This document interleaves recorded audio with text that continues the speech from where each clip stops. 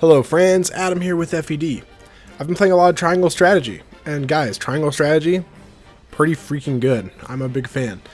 And I want to give you my perspective as a Fire Emblem fan on this game, so that you, the people who watch this channel, mainly Fire Emblem fans, can have kind of know what you're getting into, know what you're looking at when it comes to this game compared to Fire Emblem.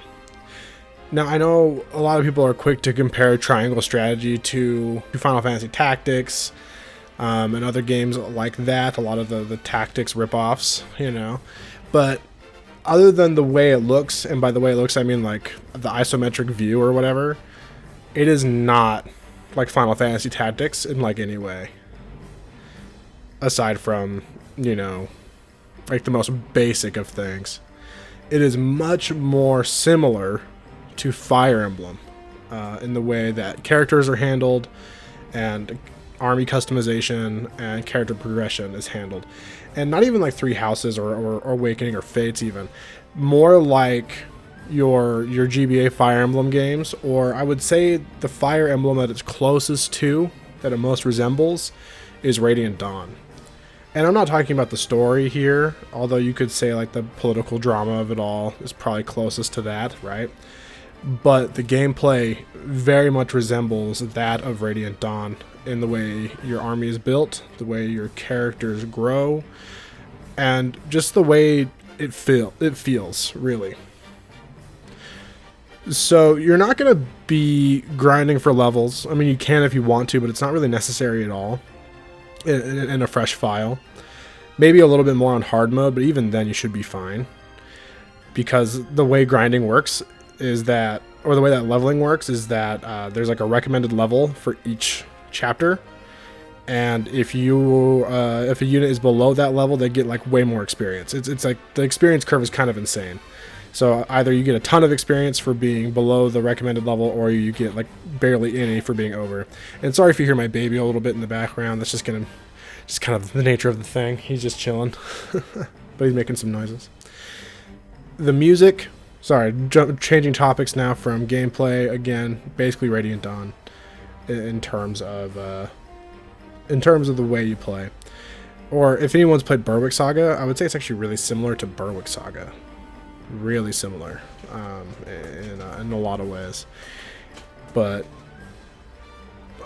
I'd even say that like unit placement, everything is more important in this game. I don't know. There's a lot of things to consider. When placing units on the map that you don't have to think about in Fire Emblem. So I'd almost say it's less like a Radiant Dawn copy or anything, but more like an evolution of what Radiant Dawn is, and just kind of like a different path Fire Emblem could have taken. And I think in a good way. I think it's a good thing. I think it does a really good job of it, right? Now, like presentation wise, the music is beautiful. I've heard some people say it's uninspired or boring, and I really don't get that take like at all. I think it's honestly just beautiful, almost entirely throughout. There's maybe a song or two here or there that are forgettable, but there's none of them that are like actively offensive. And then there's plenty that stick out as really, really good. Really good battle music, really good just like tense music during anxiety-induced story moments and all that. Just really, really good music. And I personally love the pixel art style, so it's kind of my thing. I'm into it. I like the way Octopath Traveler looked. I like the way this game looks. That's not for everybody, and I get that. So that's kind of your own thing. If you enjoy it, you enjoy it. If you don't, you don't. And the story, I personally really got into it. And the voice acting was good enough not to distract from the narrative. And the dialogue took a while to get used to, where they use like the overly verbose old English style of speaking, and it's a little distracting in maybe your first like hour or two, but you get used to it. And once the story really takes off, you don't even notice it at all. But the best part about the story is that you get to effect real change in it with your actions, with your choices. And that's kind of the whole deal with the game, is you go to the scales of conviction, right? And you make a decision based on whether you want to be, align yourself with like the moral choice, the choice that promotes like freedom or liberty, or the choice that promotes like the best overall outcome for the most people at the expense of the least people. You know what I mean? So, which is morality, liberty, and utilities. There's the whole theme, right?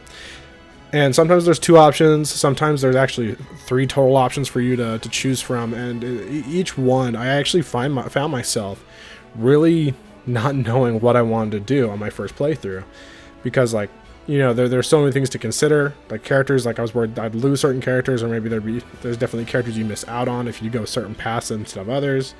There's just a lot going on, and it's really, really well done in that you can see multiple characters' point of views.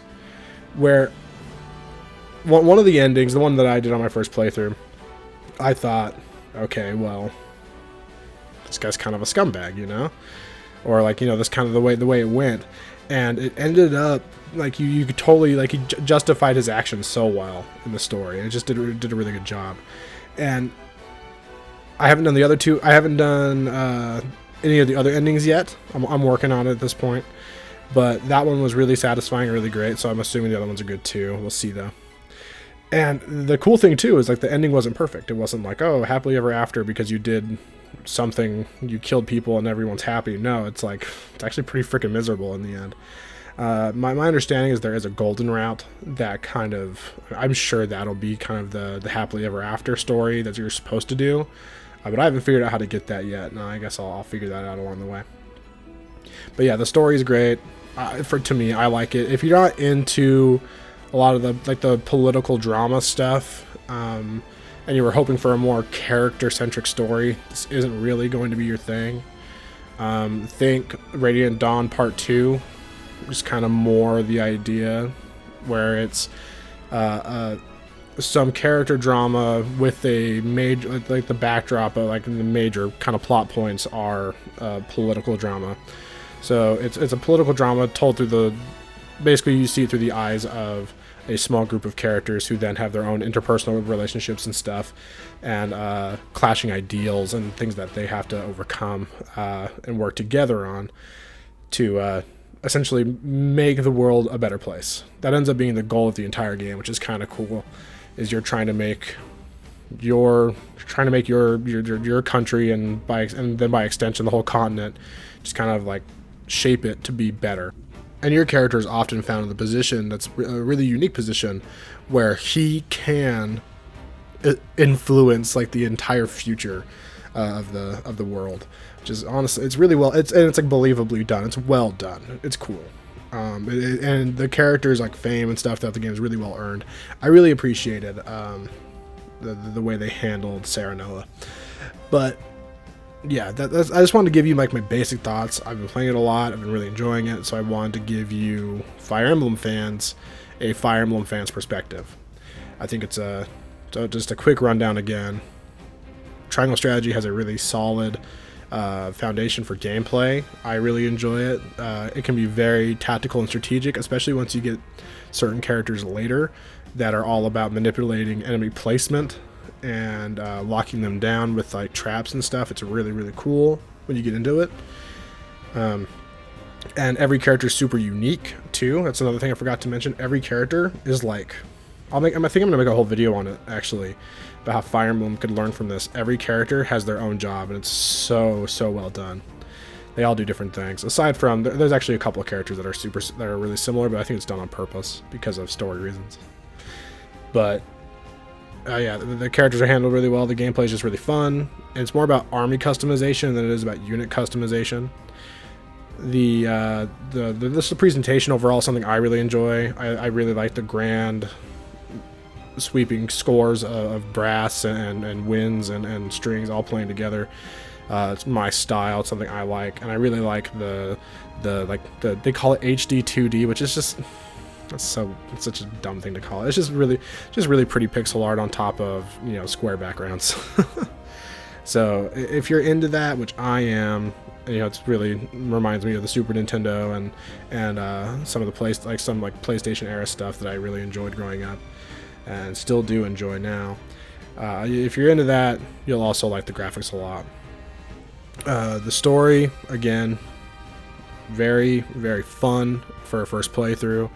I imagine on subsequent playthroughs, as I've been through a good chunk of my second playthrough now, I've been skipping the story a lot more often unless it's something I haven't seen before. But I think that's kind of intended. Maybe not even intended, but it's just kind of how it goes, and it works out fine.